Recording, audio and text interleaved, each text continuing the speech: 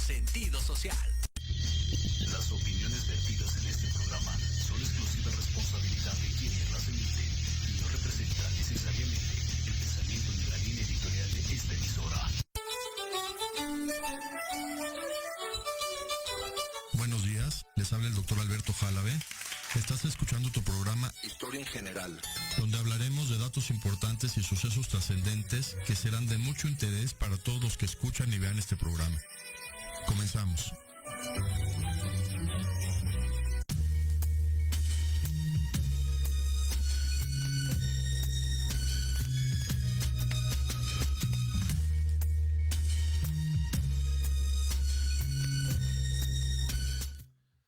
Buenos días, hoy martes 16 de noviembre del año 2021. En este programa quiero hablar de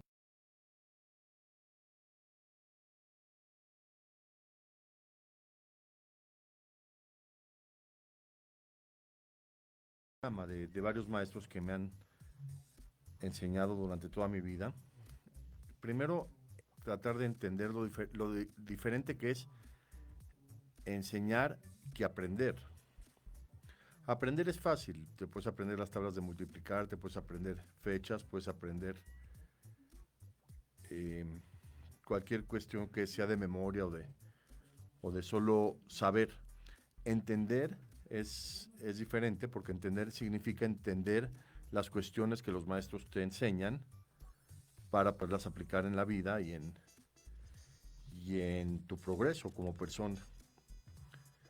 La palabra maestro viene del latín magister, que significa en latín el que más sabe.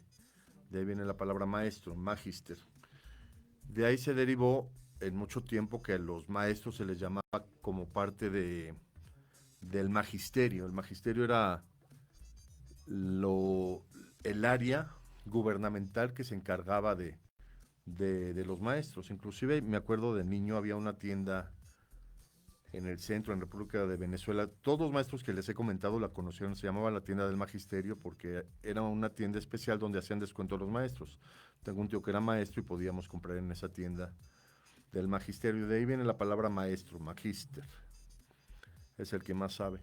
La palabra docente significa el que enseña. Finalmente, doctor es el que enseña. De ahí viene la palabra docente. Y la palabra cátedra, esto es muy interesante. Cátedra viene de silla. Cátedra es estar sentando y tomando clases. La palabra cátedra por parte de un maestro que sabe más que uno y le enseña a uno las materias que imparten los maestros. Desde mi escuela primaria, secundaria, preparatoria tuve maestros excelentes. Quiero hablar más de mis maestros, de mi formación profesional. Pero de mi escuela, dos maestros que me enseñaron mucho sobre materias de matemáticas. El maestro Oscar. Las matemáticas son fáciles de aprender, pero difíciles de entender. Es un tema muy, muy, muy interesante. Oscar, recuerdo, él es ingeniero y nos daba materias desde álgebra, geometría analítica y las materias básicas de preparatoria. Y aprendimos cómo entender una ecuación, cómo entender el binomio de Newton, cómo entender el teorema de Pitágoras, cómo entender las fórmulas de parábola, de geometría analítica. Y fue un maestro que me enseñó a pensar más que aprender matemáticas. Otro maestro que tuve en secundaria, el maestro del taller de electricidad, el maestro Bisuet. Es increíble saber que uno puede tener corriente eléctrica y generar todo lo que es la electricidad, todo lo que es la energía eléctrica, todo lo que es desde encender un foco hasta transmitir por radio, todo lo que es la electricidad. Y con el maestro Bisuet aprendí lo que es la electricidad. Aprendíamos desde cómo hacer conexiones con cables de cobre, cómo quitarles el aislante, cómo unirlos, hasta cómo conectar conexiones. Y hacíamos maquetas todos los 3 años del taller de electricidad. Fue muy interesante. Que escuchan desde El Salvador, qué interesante, desde Centroamérica.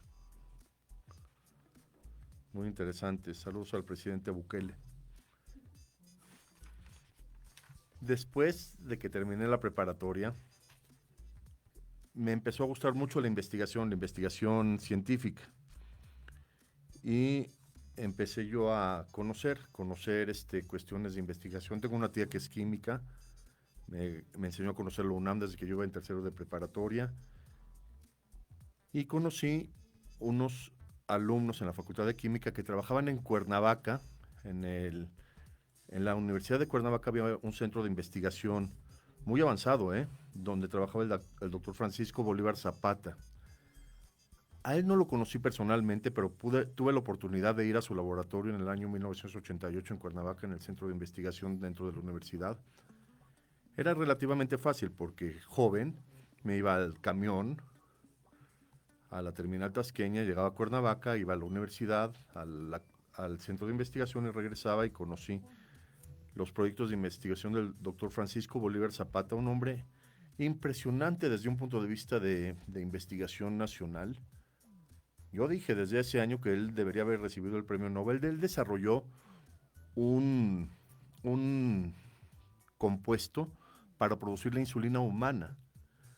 Todo el mundo que en la actualidad usa insulina es gracias al doctor Bolívar Zapata, que desarrolló se llama plásmido. Es un plásmido, es una cuestión de las bacterias donde se introduce el gen de la insulina humana y las bacterias producen la insulina. Las bacterias se ponen a fermentar en fermentadores gigantes que tenían ahí en Cuernavaca, en la universidad, y de ahí se producía la insulina. Inclusive el plásmido lleva las iniciales del doctor.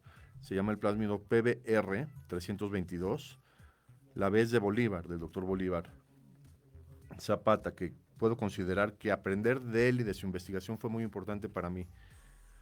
Con todo lo que fui aprendiendo de investigación, participé en ese año, 1988, en un programa de investigación en Israel, allá en Medio Oriente, en el Instituto Weizmann de Ciencias. Es un instituto muy, muy importante en Israel que fundó el doctor Chaim Weizmann.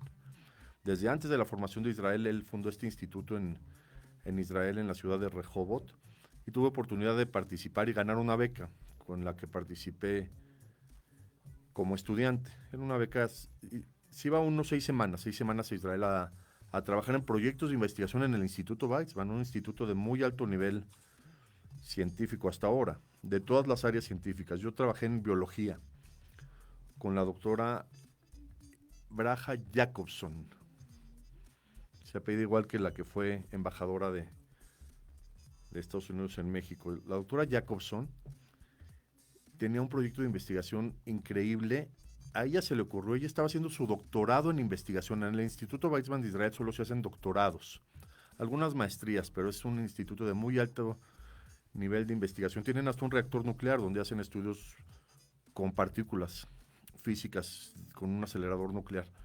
Y esta área de biología, donde yo estuve con la doctora Jacobson, hay un virus muy interesante que es un virus incompleto que solo se puede replicar junto al virus de la hepatitis o junto al virus, el adenovirus. Y este virus asociado, se llama virus adenoasociado, solo se puede replicar cuando la célula tiene este daño, principalmente por el adenovirus, pero no es el de hepatitis, es el adenovirus que le causa daño a la célula, y a la célula, al estar dañada, puede llegar este virus y replicarse, aprovechar el virus que la célula está dañada para replicarse. Lo que se le ocurrió a la doctora Braha Jacobson fue dañar las células de otra manera que no fuera con virus para replicar este virus. Y hizo un proyecto de investigación impresionante. Yo aprendí de ella cuestiones científicas. Tenía yo 18 años, 1988, de lo que voy a hablar ahorita después del corte, como de las primeras maestras que quiero mencionar. La doctora Jacobson del Instituto Weizmann. Después del corte comento lo que aprendí en ese proyecto de investigación.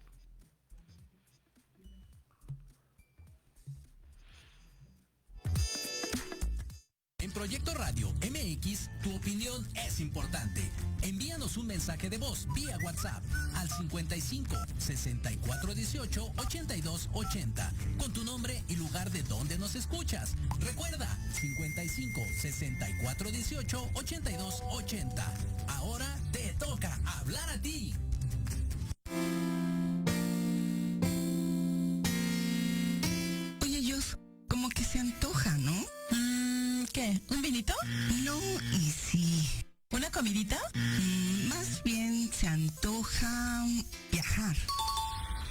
Hola, soy Josie y yo soy Beli y juntas somos Jospel. Diviértete con nosotros y aprende de viajes. Escúchanos todos los martes en Te Antoja a las 12 del día, donde hablaremos de tipos de viajes, experiencias, tips, destinos y todo lo actualizado en el mundo del turismo. Solo por Proyecto Radio MX con sentido social.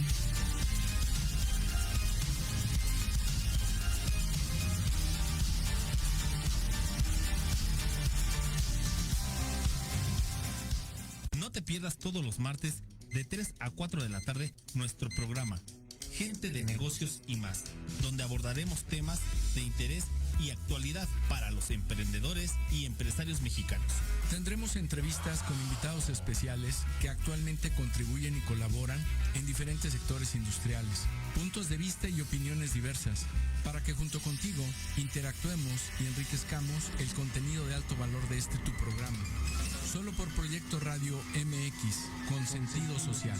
Horizonte es un universo de posibilidades para ti. Acompáñanos todos los martes de 6 a 7 de la noche en Proyecto Radio MX con sentido social, para descubrir, aprender y tomar acción en cada esfera de tu vida. En cada esfera de tu vida.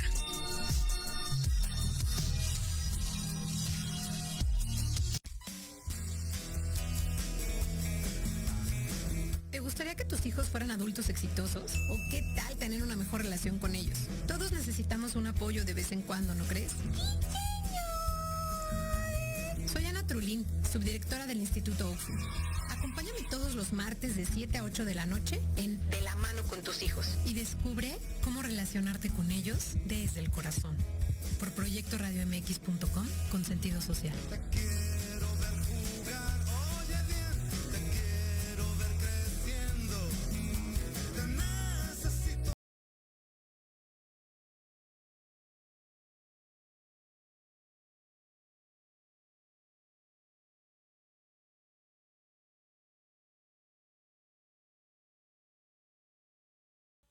En ese año 1988 que yo estuve en Israel en el Instituto Weizmann, fue muy interesante porque acababa de ser el Mundial en México.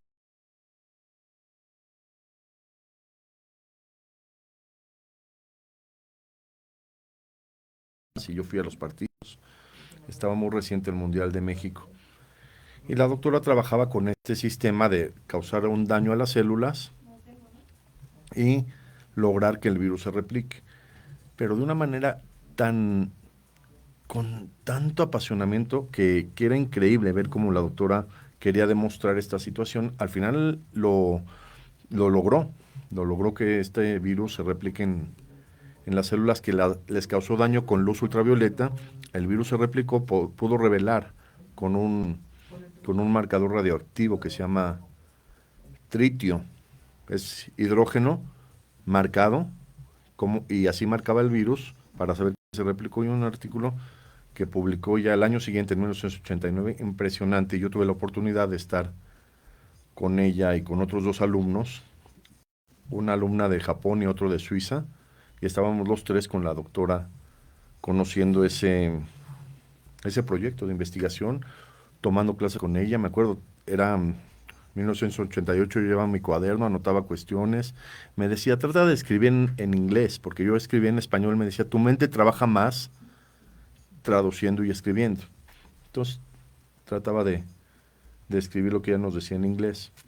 La doctora Jacobson era de Lituania, nació en Lituania en la guerra. Nunca le quise preguntar, todo el tiempo que estuvimos en su proyecto de investigación, si hubo alguna cuestión de que se escapó de una situación de la guerra o no, y porque todo era a nivel científico, todo era aprender, todo era conocer. La biblioteca era increíble, la biblioteca del Instituto Weizmann, bueno, llena de libros, y ahí estudiaba y aprendía, y todo lo de la replicación viral y todos los mecanismos para saber si un virus se replica o no en células en cultivo. Era un cultivo que se tenía que preparar con muchísimo cuidado donde crecían las células, porque cualquier cuestión que no fuera exacta ya no crecían las células. Se hacían unas cámaras totalmente estériles, entrábamos con trajes como de astronauta, y era muy, muy interesante todo lo que hicimos para que la doctora demostrara que este virus se replica. como una maestra que cambió mi vida. Comentando una situación de Israel de esa época de 1988, había un día festivo en Israel que estaban cerrados los restaurantes. Entonces unos amigos de ahí del grupo dijeron, podemos ir a Belén, que Belén es una zona árabe, y ahí podemos comer, ahí abren los restaurantes.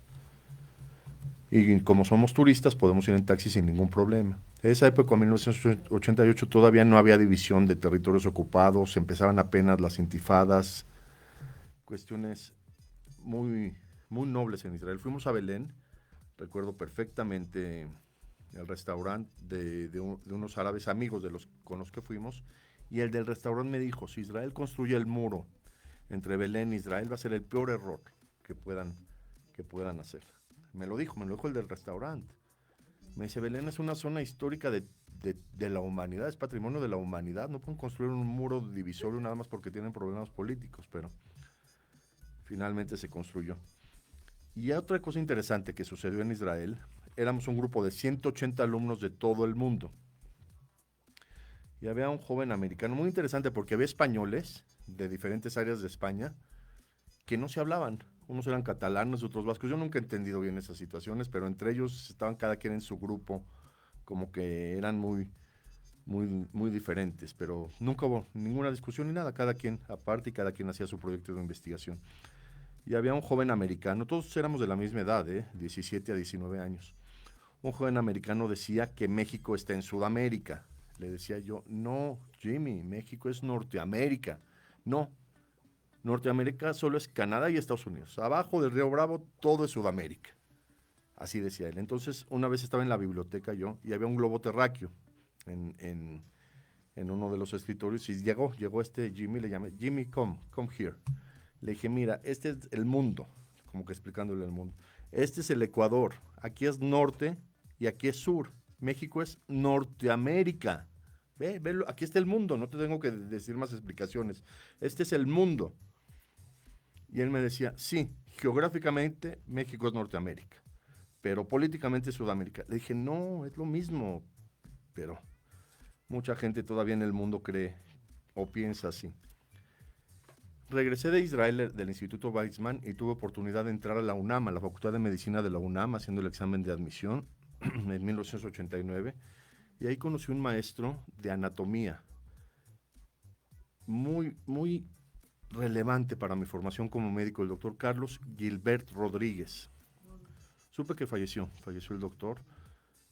Era un maestro que llegaba puntual, 7 de la mañana teníamos que estar en la clase, el que no llegaba no entraba, eran maestros muy estrictos en la UNAM.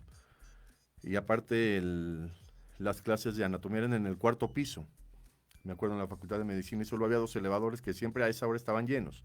Si llegabas 10 minutos antes, sí entrabas al elevador, si no tenías que subir la escalera, 4 pisos hasta las clases de anatomía. El doctor Carlos Gilbert Rodríguez en ese año nos decía, va a ser fácil que se aprendan mi apellido porque acababa de pasar el huracán Gilberto. Entonces van a acordar de mí. El doctor Gilbert, su apellido.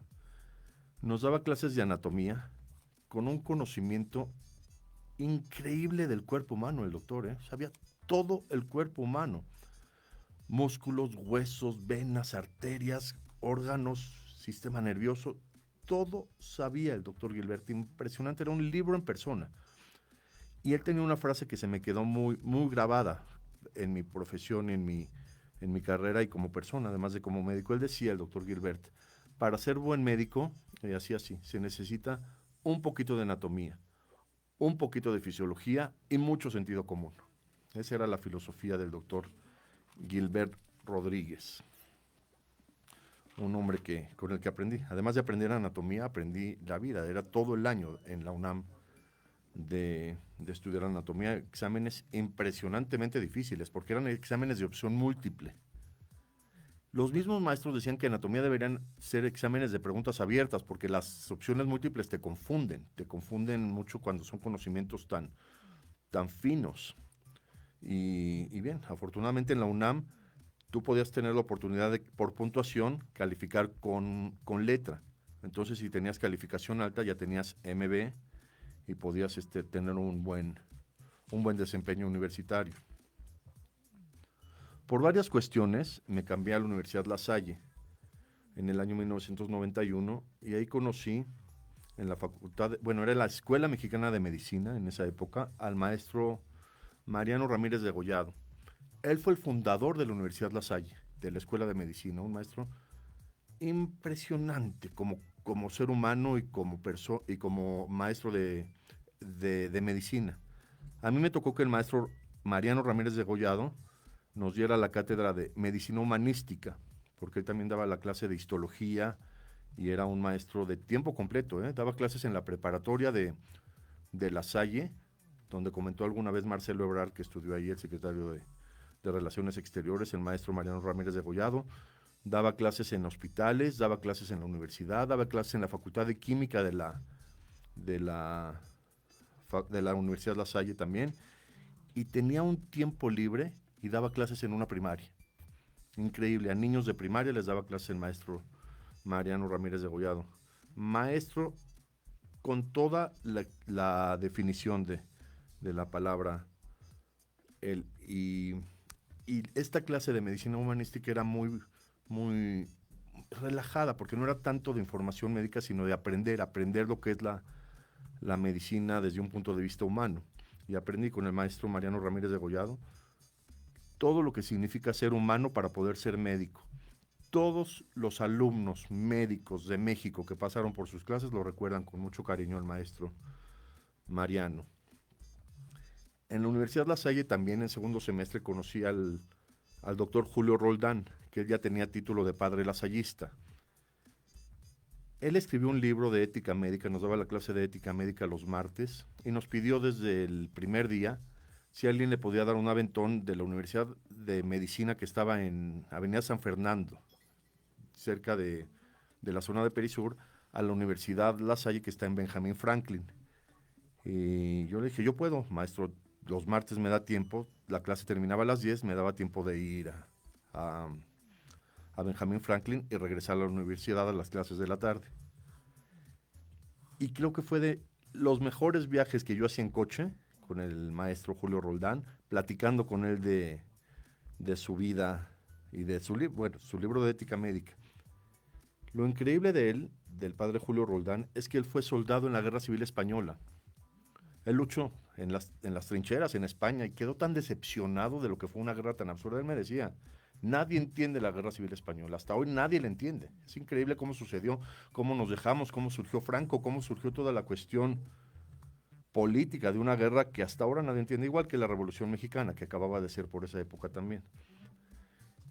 Y platicaba yo muchísimo con el maestro Julio Roldán de su experiencia, de cómo él decidió desentenderse totalmente de la política española, venir a México y dedicarse a ser maestro en la Universidad La Salle, tanto en medicina como en la escuela de Benjamín Franklin.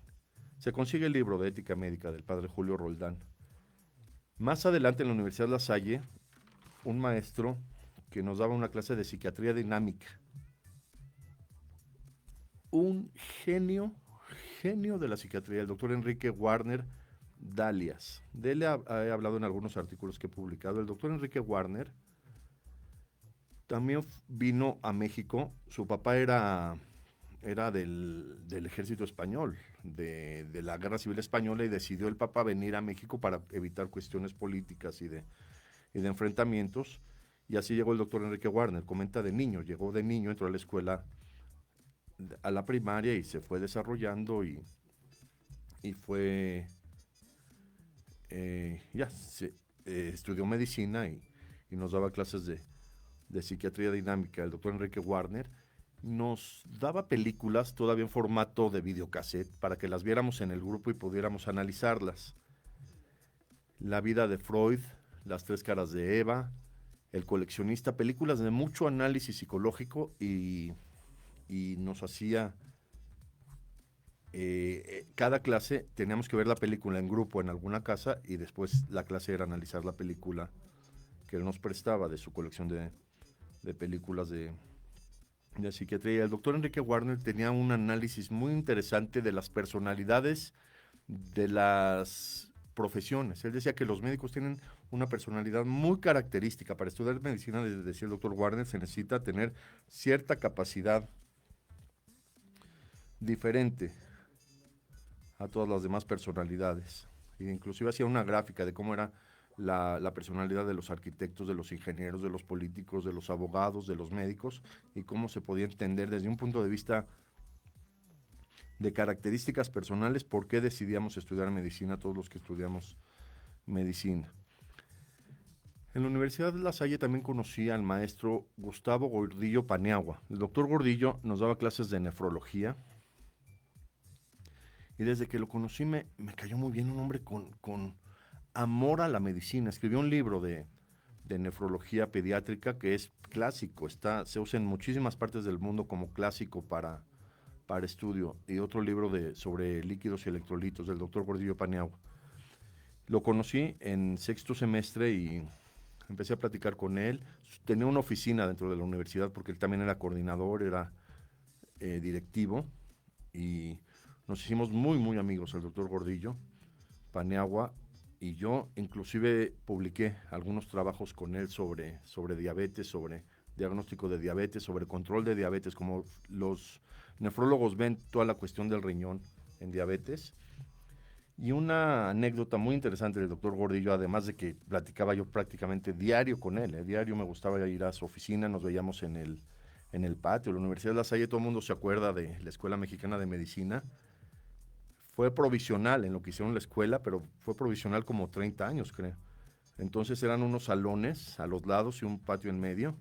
Les decían los gallineros, porque eran como de techo de asbesto, y ahí estudiábamos todas las clases de las materias básicas, y ahí tomaba clases con el doctor Gordillo, platicábamos, había bancas en medio, y fue muy interesante porque cuando los médicos terminamos la carrera de medicina tenemos que hacer un examen nacional para poder hacer una especialidad. En México es el examen nacional de aspirantes a residencias médicas, que le dicen el ENARM.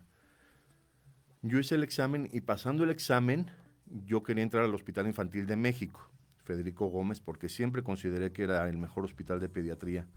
Inclusive lo conocí desde antes de entrar a la especialidad.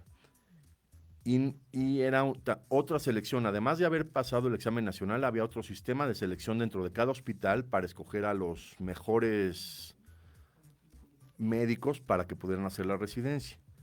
Cuando entré al hospital infantil nos pedían 2 cartas de recomendación a todos los aspirantes. Y yo llevé una del doctor Gustavo Gordillo Paniagua que él me hizo una carta muy, muy, muy increíble, yo diría, porque puso mi amigo, el doctor Alberto Jálave, y cuestiones muy personales. Y a los pocos días de yo estar en el curso de selección, que era en febrero, porque la especialidad empezaba el 1 de marzo, me mandó llamar el director del hospital infantil. En esa época era el año 1999, 99, me mandó llamar el doctor Romeo Rodríguez, el director del hospital infantil. Y yo estaba en el salón de clases y me dice el doctor Romeo: oye, estoy viendo en los expedientes de cada aspirante, te dio una carta de recomendación el doctor Gustavo Gordillo Paniagua. Le dije: sí, doctor, fue mi maestro, nos llevamos muy bien, escribimos artículos. Me dice el doctor Romeo: también fue mi maestro, y creo que fue de mis mejores maestros de la vida. Me da muchísimo gusto, me dijo el doctor Romeo, ver una carta de recomendación para un aspirante al hospital infantil. Eso me dio a mí mucho ánimo y mucho gusto emocional de saber que el doctor Gustavo Gordillo era tan humilde. Él no decía, pero él fue el fundador del servicio de nefrología del hospital infantil. Él fue el que inició todo el departamento. Un hombre muy, muy capaz y con muchísima experiencia en pediatría y nefrología. En el hospital infantil atendía a un niño que yo no sabía quién era, pero era un niño que estaba muy, muy asustado. Duró varias semanas, entonces yo lo iba a visitar. Un niño chico, tenía como 10 años, estaba con su abuelita siempre, y yo lo iba a visitar, estaba con él, porque finalmente luego no pueden estar mucho los familiares, pero yo como médico podía estar con él, y al niño lo atendí, nos hicimos muy amigos. El niño se identificó mucho conmigo, platicábamos y nos hicimos muy amigos, y resultó que era nieto del doctor Jesús Cumate, el que fue secretario de Salud, el que fundó todo el hospital infantil, todo el área nueva del hospital infantil, el doctor Jesús Cumate, y en una ocasión ya habían dado de alta al niño, llegó el doctor Jesús Cumate al hospital y preguntó por mí, ¿quién es el doctor Alberto Jálave? Dije yo, doctor, me dice, oye, te quiero agradecer personalmente por haber atendido a mi nieto. No, al contrario, doctor, yo no sabía, pero qué gusto saber y poderlo atender. Y no, al contrario, doctor, muchas gracias por atenderlo. Y nos hicimos muy amigos, el doctor Jesús Cumate y yo. Ya era mi último año de la especialidad y terminando la especialidad lo empecé a visitar al doctor Jesús Cumate Rodríguez. Tenía una oficina en el edificio del Seguro Social, el que está en Reforma, cerca de la Diana, el edificio grande del Seguro Social, que aparte es una obra arquitectónica. Y yo iba a visitar al doctor Cumate casi una vez al mes. Siempre me recibía, platicábamos muchísimo, me regaló sus libros. Él también era miembro del Colegio Nacional, el doctor Jesús Cumate, publicado, creo que tengo más de 10 libros del doctor. Y me gustaba muchísimo. Todos esos años que tuve oportunidad de platicar con él, 2001, 2002, 2004, ir con el doctor Jesús Cumate, aprendí muchísimo. Solo un detalle interesante del doctor Jesús Cumate. A mí siempre me ha gustado hablar sobre historia y sobre la guerra, pero al doctor Jesús Cumate no le gustaba hablar de Winston Churchill. Como él tenía origen japonés, los Cumate, decía, pues es un gran orador, pero hasta ahí no hablábamos mucho ni de la historia de la Segunda Guerra Mundial, ni de Japón, ni de todo el conflicto existencial que pudimos haber analizado. Al terminar la carrera de medicina, el doctor Fernando Ortiz Monasterio, cirujano plástico que desarrolló técnicas de cirugía que se usan en todo el mundo, de hecho llevan su apellido, las técnicas de Ortiz Monasterio, dio una plática en la Universidad La Salle, era creo que el año 2009. Fui a verlo, una plática sobre historia. Por eso a mí me gusta tanto la historia, por mis maestros. Pero el doctor Fernando Ortiz Monasterio, además de ser cirujano plástico y de haber hecho técnicas tiene una técnica de colajo para reconstrucción de nariz y ser un hombre impresionante en cuanto a técnicas quirúrgicas. Le gustaba mucho de historia. Habló de la historia de la cardiología ese día en la Universidad La Salle, de cómo un hombre, William Harvey, se le ocurrió demostrar que la sangre circula en el cuerpo, y le dije, maestro, me gustaría platicar un día con usted sobre historia de la medicina. Ya lo conocía, ya me había dado clases de técnicas quirúrgicas. Él iba poco porque realmente estaba muy ocupado, era director del Hospital Gia González y mandaba a alumnos de él, cirujanos ya también plásticos, a dar las clases, pero ya lo conocí. Me dice, si quieres el jueves voy a desayunar, alcánzame y platicamos. Lo alcancé en un restaurante del sur de la ciudad, muy interesante. Ya me estaba esperando, siempre de traje, siempre impresionante el doctor Ortiz Monasterios. Me senté con él, nos pusimos a platicar 2 horas platicando de historia de la medicina. Muy interesante el doctor Ortiz Monasterio en el restaurante, porque como anécdota de ese año, llegó el expresidente Miguel de la Madrid y lo saludó al doctor. Y ya tenía el presidente, ya estaba con oxígeno, y Miguel de la Madrid, pero vio al doctor, se levantaron los dos, se saludaron, me presentó el doctor Ortiz Monasterio con Miguel de la Madrid, mucho gusto, platicamos, una amistad increíble que tuve con el doctor Ortiz Monasterio y aprendí muchísimo de él y de su experiencia en historia y de su capacidad. Tiene una capacidad el doctor Ortiz Monasterio impresionante. Él decía que él había comentado de una cirugía que se hace en los niños que tienen un problema de malformación rectal, del anito, los niños que nacen con un problema, y él le comentó al doctor Alberto Peña cómo se podía hacer una cirugía rectal, y la empezó a hacer con el doctor Alberto Peña, que él la perfeccionó. El doctor Peña, que también lo conozco, tuve el honor de conocerlo aquí en México en una cirugía que vino a hacer, y el doctor Peña perfeccionó esa cirugía, la estandarizó, y es la cirugía que se hace en todo el mundo para ese problema que es raro, de nacimiento de malformación anal. Inclusive, ya saben cómo pasa luego con los médicos que son muy buenos, se fue a Estados Unidos el doctor Alberto Peña, pero fue muy muy glorioso saber que fue alumno del doctor Ortiz Monasterio y de alguna manera yo también fui alumno de él y pues, de alguna manera hay alguna relación de las enseñanzas que tenemos todos, de los mismos maestros y de todos los que somos alumnos, finalmente tenemos ese honor de poder tener enseñanzas del mismo maestro. Eso es lo increíble de la enseñanza de maestro-alumno, de maestro-alumno, de maestro-alumno, que todos los alumnos que son de la misma cátedra de un maestro tienen cuestiones en común que siempre se pueden reconocer.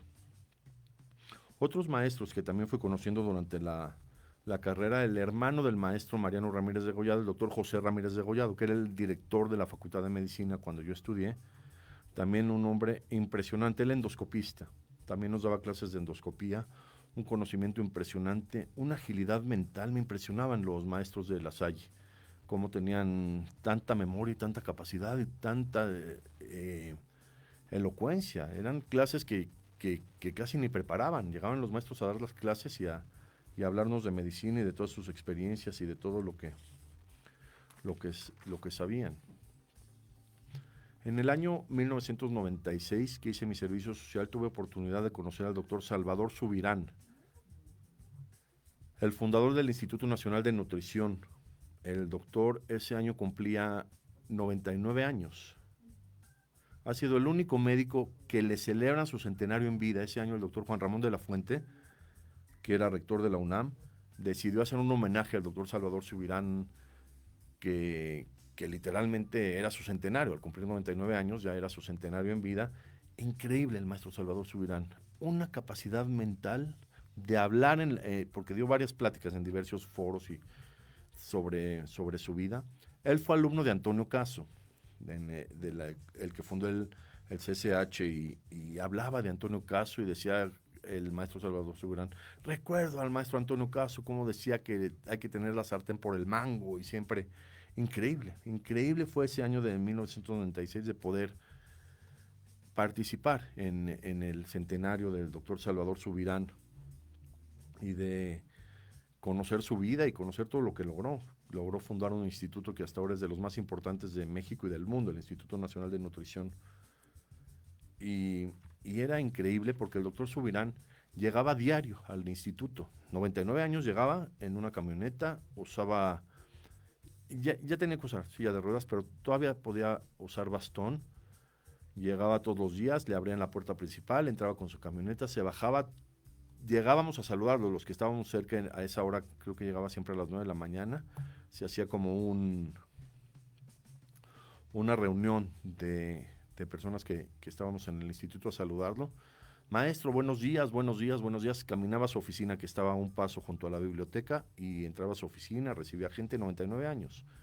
Y lo más increíble de todo, todos saludábamos al doctor Salvador Subirán, maestro, buenos días, y él decía, es un honor saludarlos, así decía, es un honor saludarlos. Caminaba a su oficina, venía con una de sus hijas y todos los días llegaba al Instituto Nacional de la Nutrición. Después conocí, más adelante, en la Universidad de Anáhuac, quiero hablar de él un poco ahorita después del corte, el maestro Cuti Porter, que era el director de medicina de la Universidad de Anáhuac, también de esos maestros con enseñanzas y con muchísima capacidad de enseñanza y humanista. Y después del corte, concluimos con este relato.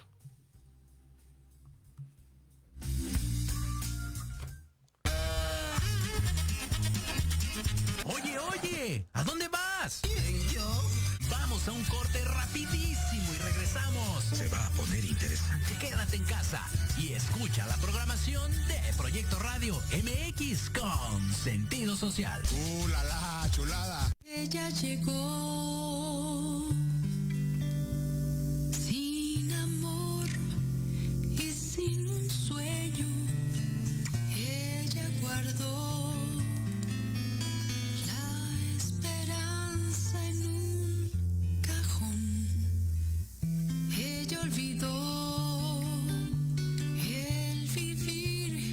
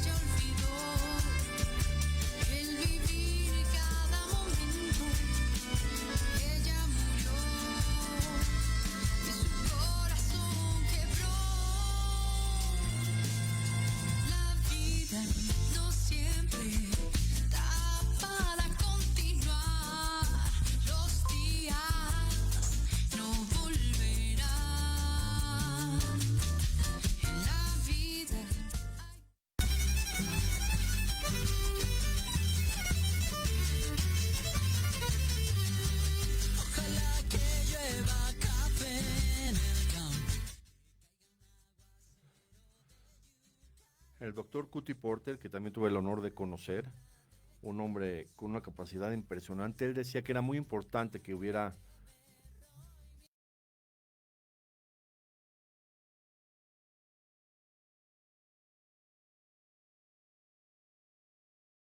de ética y bioética, y lo conocí y era impresionante porque siempre que daba una conferencia el doctor Cuti Porter en auditorios llenos, en el auditorio de la rectoría, en auditorios de la universidad, siempre iba su esposa. Siempre su esposa se sentaba hasta adelante y siempre le agradecía a su esposa, gracias por acompañarme. Era muy, muy interesante la situación del maestro y cómo estableció ese principio de que los estudiantes de medicina tenían que aprender ética desde la carrera, desde siempre que estuvieran en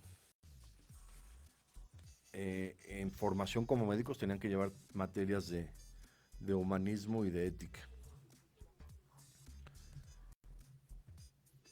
Finalmente, en el Instituto Nacional de Pediatría que yo iba a visitar, conocí al doctor Silvestre Frenk. Él fue fundador del Instituto Nacional de Pediatría, también pediatra. Él fue alumno del maestro Federico Gómez, el doctor Silvestre Frenk. Él, no sé por qué tenía yo ganas de conocerlo, entonces en una ocasión que fui al instituto, él estaba en la torre de investigación, en un laboratorio, tenía un laboratorio con alumnos desde maestrías haciendo proyectos de investigación, sobre todo de nutrición. Le interesaban mucho las cuestiones nutricionales al doctor Silvestre Frenk. Y fue muy interesante conocerlo porque su familia llegaron de Europa antes de la Segunda Guerra Mundial, porque su papá, un gran visionario, también médico, su papá, sabía que iba a haber una guerra y que no podían estar en Europa, y llegaron a México y el doctor Silvestre estudió medicina como su papá y continuó siendo uno de los fundadores de la pediatría más importantes de México. Y fue muy interesante el doctor Silvestre Frenk porque guardó un maletín de su papá, que su papá usaba para ir a dar consultas. Trajo muchas, el papá del doctor Silvestre Frenk trajo muchas cuestiones médicas de utensilios de cirugía y de cuestiones médicas que el doctor Silvestre Frenk donó al Museo de Medicina, que todavía está en el centro, en frente de la Plaza de Santo Domingo, en República de Brasil. Pero algunas cosas que se quedó el doctor Silvestre Frenk de su papá, que me les enseñaba con muchísimo orgullo, y cómo las cuidaba, las tenía en su laboratorio, y tenía entre ellos un frasco de antibiótico, como de 1926, creo 27, que se llamaba Neosalvarsan, de su papá, que guardó el frasco porque decía, mira, así eran los antibióticos antes de que se descubriera la penicilina. Y hablábamos muchísimo, me encantaba ir con el doctor Silvestre Frenk, su laboratorio impecable, ¿eh? Sí, muy interesante cómo la gente de Europa de esa época eran dedicados a la limpieza, ¿eh? Llegabas a su laboratorio impecable, de limpio, de luz, de gente trabajando, de muchísima disciplina.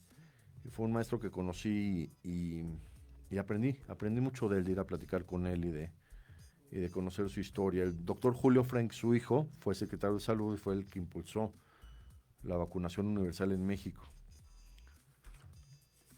Y todavía teniendo tiempo, hablar de cuando ya me recibí de médico, tenía ganas de dar clases, fui a la Universidad West Hill y ahí conocí al doctor Federico Ortiz Quesada, el maestro Federico Ortiz Quesada. Él fue el primer, él realizó el primer trasplante de riñón en México. Él es urólogo, él es cirujano, y lo conocí que daba clases él de bioética con un libro. Él tiene un libro de texto, y cuando fui a la universidad a preguntar para dar clases y ver si podía yo ser maestro, él lo encontré y me decía, oye, si quieres dar clases, ¿por qué no tomas algunos de mis grupos? Yo estoy ya con cuestiones internacionales, estoy escribiendo libros, estoy haciendo otros trabajos, ya no puedo tener tantos grupos. Le dije, doctor, es que yo no domino mucho bioética. Me dice, compra mi libro y vas dando los temas. Casi el programa de bioética de la carrera es el libro. Entonces no fue tan difícil. Y empecé a dar los temas del doctor Federico Ortiz Quesada, al que conocí, y impresionante maestro, Ortiz Quesada, también con muchísima capacidad de entendimiento, de conocer bueno, él es cirujano, pero finalmente se dedicó a la ética. Alguna vez me invitó a la presentación de un libro de él en Bellas Artes, el auditorio llenísimo, cuando, por el año 2004, creo, 2005, del doctor Federico Ortiz Quesada, que para mí es un honor poder haberlo conocido y saber de él que fue tan importante en cuestiones de cirugía, en cuestiones de publicación de libros de ética, que es tan importante, como lo he hablado en otros programas. Luego estudié los primeros cuatrimestres de la carrera de Derecho, que me empezó a interesar mucho para tener conocimiento. Siempre me llamó la atención conocer cuestiones de Derecho, y ahí conocí a una maestra impresionante, la licenciada Vanessa, que daba clases yo tomé el cuatrimestre de Derecho Romano y una parte de Derecho Civil, y ella nos enseñó cómo entender el derecho, porque finalmente las cuestiones de leyes son mucho de aprender las leyes, de aprender los capítulos de las constituciones, de los códigos, de todas las leyes, y es tan interesante entender el derecho, lo que yo aprendí con la licenciada Vanessa, que es impresionante saber que debe haber leyes y que debe haber regulaciones en el mundo para que el mundo gire adecuadamente. Y aprendí a entender, como se podría decir, de una manera compleja, porque no es fácil entender, y aprender a entender es una cuestión de exponer la mente al máximo nivel para poder, como lo digo, aprender a entender todas las cuestiones humanas que existen para poder estar bien en este mundo. Después de que me recibí de pediátrica, tenía más tiempo de poder dedicarme a cuestiones académicas, comencé a ir todos los sábados a unas clases de judaísmo, que quiero hablar algo de esto muy, muy interesante, porque la religión judía, desde épocas casi desde Moisés, dividió la Biblia para que cada semana se pueda leer una parte de la Biblia, y en un año completo se lea completa toda la Biblia. Los 5 libros del Antiguo Testamento en un año completo. Se lee cada sábado, se lee un versículo, para que en total, en 48, 49, 50 sábados, dependiendo cada año y dependiendo si hay otros sábados que se leen otras cuestiones, se puede leer completamente los 5 libros de la Biblia, del Antiguo Testamento. Y empecé a ir a unas clases todos los sábados sobre Biblia. Entender la Biblia es increíble, increíble entender cómo es una historia fundamental para entender a la humanidad y al mundo actual. Y claro, la Biblia la presenta un rabino, que son los que tienen esa preparación para entender cuestiones más filosóficas de todo lo que está escrito en la Biblia. Y me gustaría el próximo programa, no sé si él puede, invitar al rabino con el que yo fui todos los sábados, literalmente desde el 2001 hasta el 2007, a tomar estas clases de cada versículo de la Biblia durante todo el año, durante 7 años, y aprendí cuestiones muy interesantes de filosofía judía, que finalmente la filosofía judía dio pie para que se estableciera desde Jesús toda la cuestión de cristianismo, y después con Mahoma toda la cuestión del Corán y de la religión musulmana, que finalmente son las 3 religiones que se encuentran en Jerusalén. En Jerusalén están tanto la religión musulmana como la religión católica como la religión judía, y todas tienen el mismo principio. Voy a ver si puede venir el rabino el próximo martes, o si no, tener una entrevista con él por Zoom para hablar de de filosofía judía como uno de mis maestros más importantes de mi vida, con el que conocí estos temas tan trascendentales. Nos vemos el próximo martes. Muchas gracias.